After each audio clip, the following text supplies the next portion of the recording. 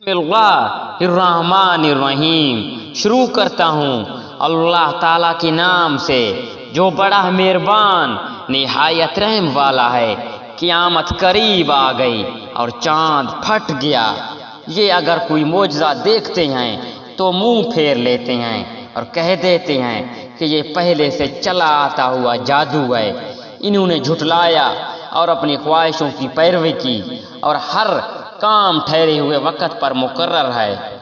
یقیناً ان کے پاس وہ خبریں آ چکی ہیں جن میں ڈانٹ کی نصیحت ہے اور کامل عقل کی بات ہے، لیکن ان ڈراؤنی باتوں نے بھی کچھ فائدہ نہ دیا۔ پس اے نبی، تم ان سے اعراض کرو۔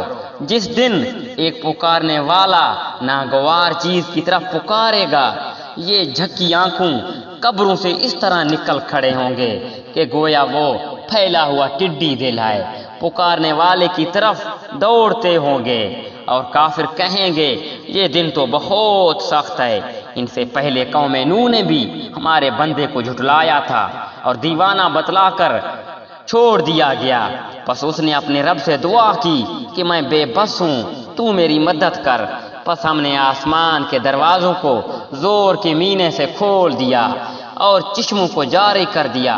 پس اس کام کے لیے جو مقدر کیا گیا تھا پانی جمع ہو گئے، اور ہم نے اسے تختوں اور کیلوں والی کشتی پر سوار کر لیا جو ہماری آنکھوں کے سامنے چل رہی تھی۔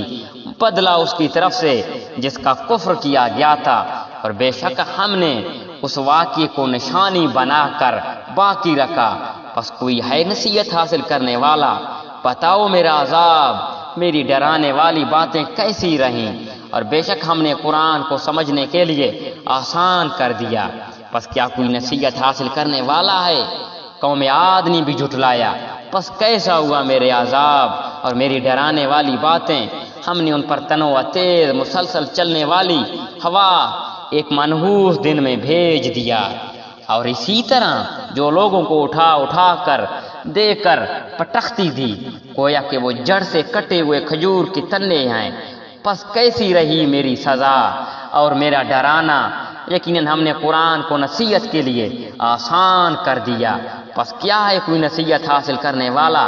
قوم سمود نے ڈرانے والوں کو جھٹلایا اور کہنے لگے کیا ہمیں میں سے ایک شخص کی ہم فرما برداری کرنے لگیں، تب تو ہم یقیناً غلطی اور دیوانگی میں پڑے ہوئے ہوں گے۔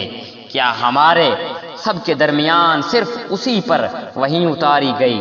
نہیں، بلکہ وہ جھوٹا شیخی خور ہے۔ اب سب جان لیں گے کل کے کون جھوٹا اور شیخی خور تھا۔ بے شک ہم ان کی آزمائش کے لیے اونٹنی بھیجیں گے، پس اے صالح تو ان کا منتظر رہے اور صبر کر۔ ہاں، انہیں خبر دے کہ پانی ان میں تقسیم شدہ ہے، ہر ایک اپنی باری پر حاضر ہوگا۔ انہوں نے اپنے ساتھی کو آواز دی جس نے وار کیا اور اس کی کوچین کاٹ دی۔